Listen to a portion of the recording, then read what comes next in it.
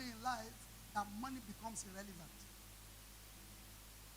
They don't carry money. I gave you an example of Richard Branson, one of the richest men in the world, a one-time richest person in England, and still one of the top richest people in England today.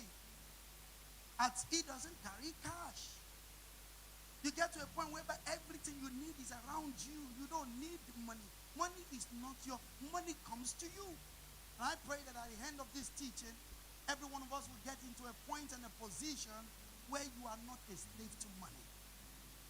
One of the things that I'm trusting God that we will achieve in the service through this teaching is that you will learn not to be a messenger of money, but that money be your messenger.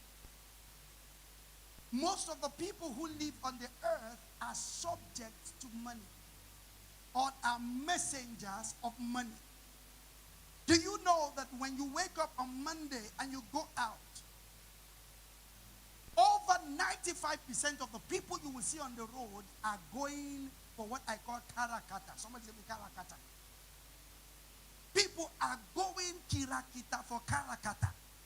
The enter box. Here, go here. You need to see what it looks like on London Bridge, in Liverpool Street. You need to see what it looks like in Ocean. Or you look at it, what it is in Times Square. Everybody is rushing, no matter the country. Everybody is rushing to work to get some dough at the end of the month or at the end of the week. But those who rule over money are not that busy. Because they are somewhere in hot air balloon or they are taking holidays somewhere. In fact, the laziest form of people are the richest form of people, because money, and when you have the right kind of money, after a while you become physically lazy or mentally busy. There are different formats of making money. Some make money, talk like this, 10 minutes. The program, if we bring a comedian into this place, an average minimum comedian, the cheapest comedian I think you can find in Nigeria will collect 50,000 to help us be in service today. Am I correct? Some of them will not even show up unless you pay them 250, 500. And then you look at the church service, okay, it's only 2.5 hours, or it's 2 hours, or it's 90 minutes. How do we? And then we give him 5 minutes. For 5 minutes, some of them walk away with 1 million just talking and cracking your ribs. They've made money. Some of them have built houses. Some of them have gone to have children abroad. Some of them have had international fame just by cracking jokes. Some of you have more jokes than some comedians. There are people sitting under the sound of my voice this morning. You are funnier than funny bone. You have repertoire of jokes. Some of us here today, your family is a joke. Where you were born is a joke. The characteristics of the things you grew up with alone is a joke. It's not normal. If you decide to start telling your story here, people will laugh. Some people, all they have to do in their life is this: play the football and run around for 90 minutes. And they are earning, some of them are earning as much as nearly £1 million a week. Two of them are in that category. Their income a week from football alone, not endorsement, not minding endorsements and everything, is near $1 million a week.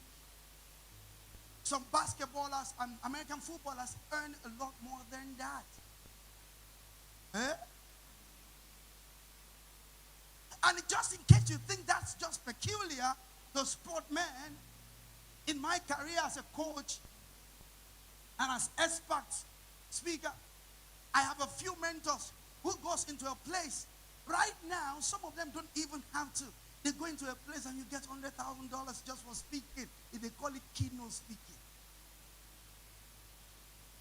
You just speak. There are people that don't have to speak.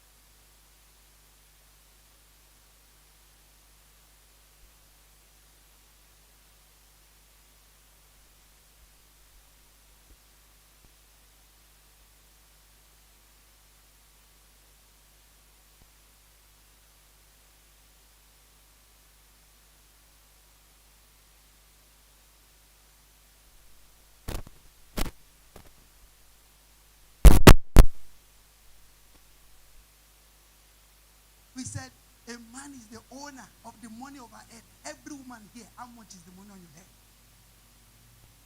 Eh? Money?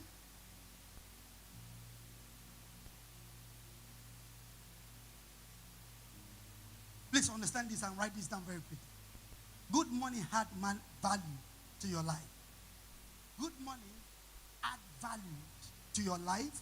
Bad money adds sorrow to your future. Good money is good, and good money is money that you earn goodly, rightly, correctly. But bad money is bad because it's money that you earn or you got wrongly. Or if you can use the English, you got badly. Or you get or got incorrectly.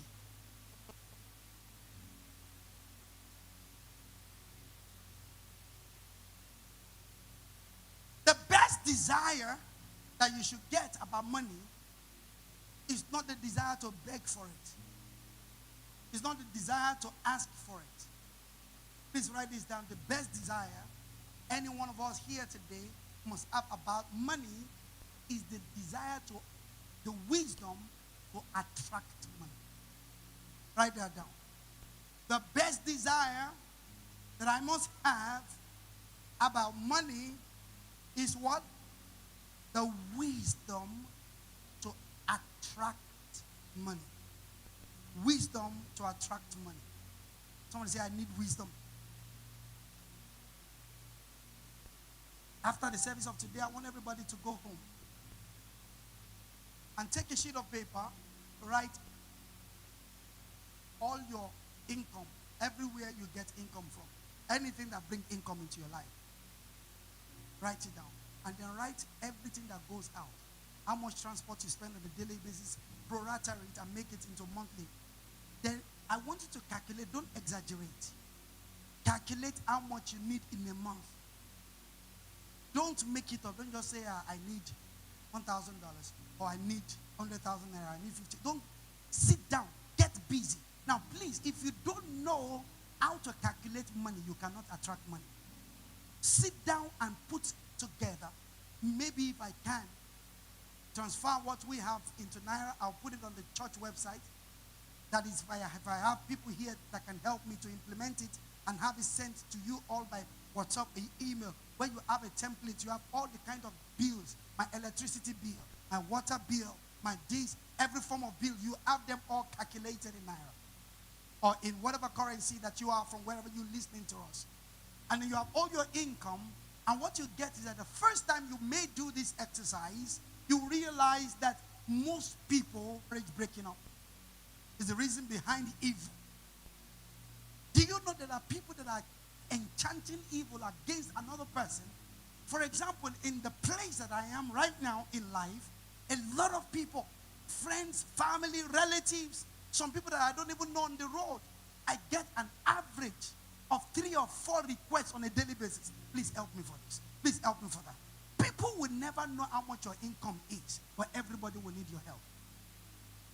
People don't even know if you have paid your own bills. They don't know if you have eaten. But people will size you up, particularly now in the days of social media. People will look at you, oh, you have that hair. It looks like bone straight. They won't know that it's bone. Embellish your face. That you drank Gary. They will not understand. They will look at you. They said, my sister don't make her.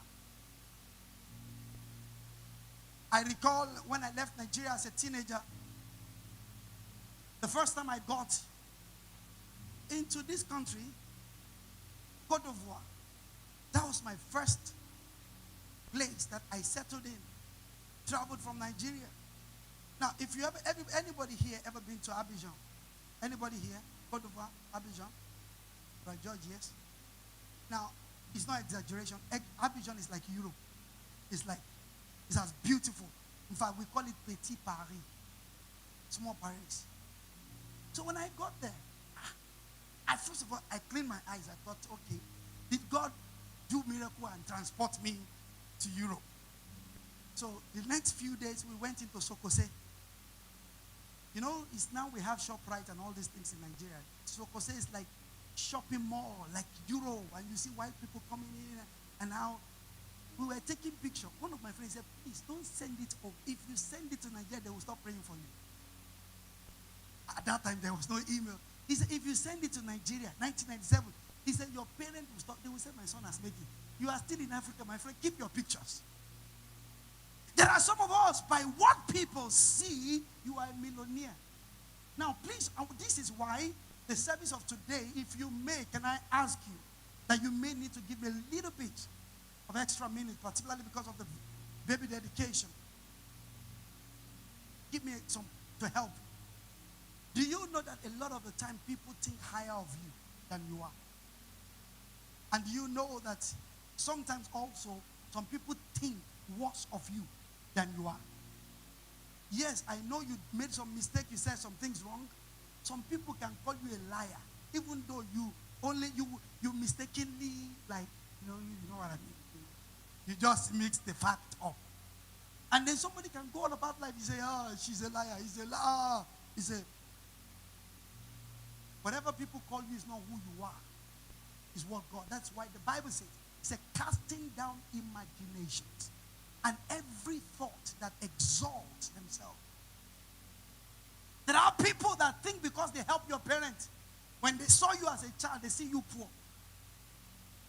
There are some employers of labor that sees their staff as subjects and objects that cannot rise above them. The fact that you work with me or work for me does not mean that you do not have a glorious destiny. Nobody owns you. Nobody owns us. As a matter of fact, it's a privilege that we are privileged to be together. As you pass through a place. As I'm seated here today, there are governors in this place. There are potential presidents of nations here. There are employers of labor here. The next movie star might be sitting right here. The next ISP, somebody here may, in the next 1 or 2 years, be employing 20, 30, 50, 100 people in your company. So you don't look down on people. So please understand this, that then, if some people in your family are already looking highly of you, stop thinking lowly of yourself. You cannot belong to the Most High God and be living like the most low person. Change your mindset about money.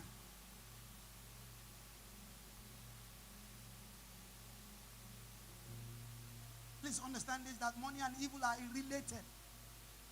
Or let me put it this way, money and evil are relatives.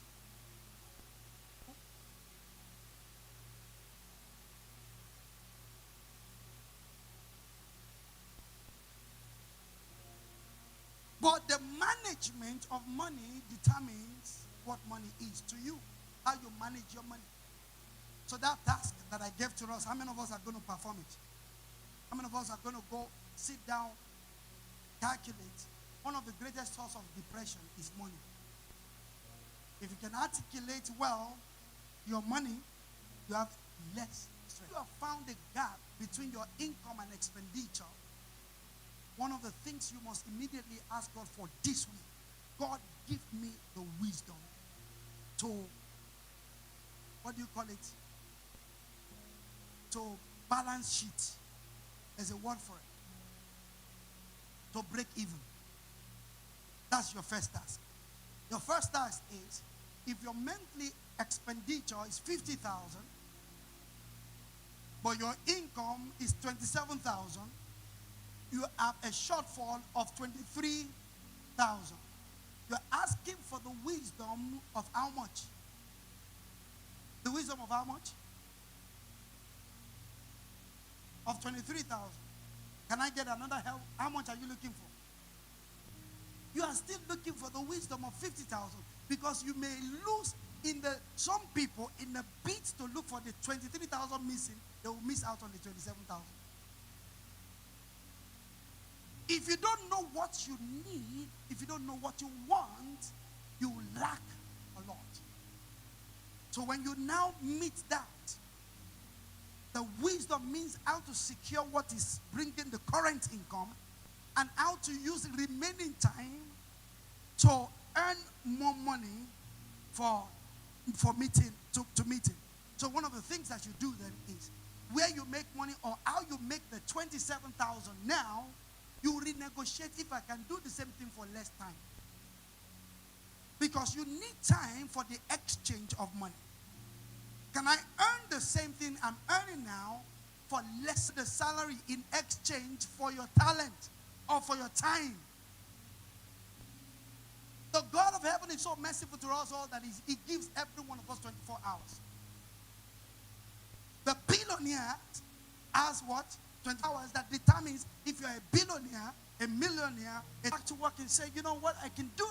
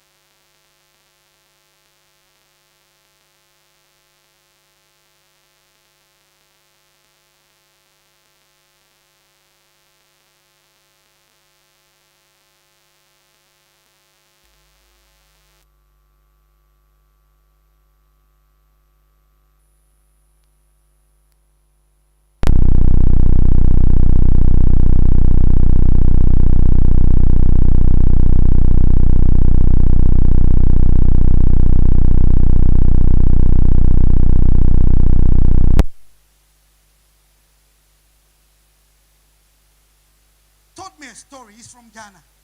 Ojo. He told me a story about a cement company.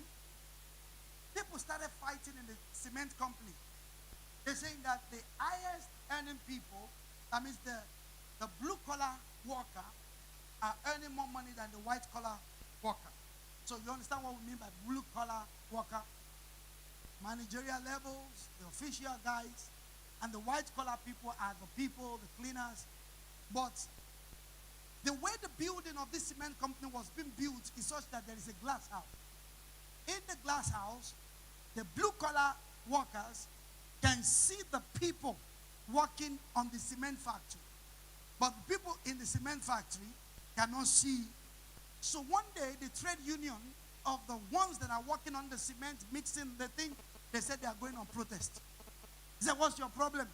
He said, we are the one working in the sun. We are the one that is killing ourselves. He said, but these guys wear tie. They sit down in the ACs. They enjoy AC, and they are earning significantly above what we are earning. So to resolve the problem, the management one day called a meeting. He said, for the next 2 days, all of you white-collar people, wear tie, wear suit, come to work, you will resume in the offices and do our job. Whilst we will go out there and do your job. Hey, but we don't have the training. I don't know how to, I can't do accounts. Yeah, we are getting.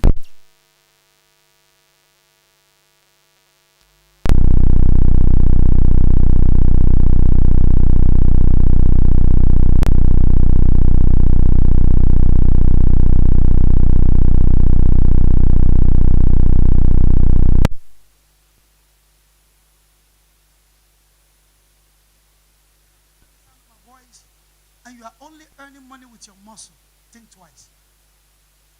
Think what? Money is out there. It's just, is there by any chance anyone have a spoon here? If not, we'll use anyone, a spoon. Is there a spoon here? We didn't come to church to eat. Okay. You need to start preparing to come to eat in the church. Some of you need to start bringing things to church for other people to eat.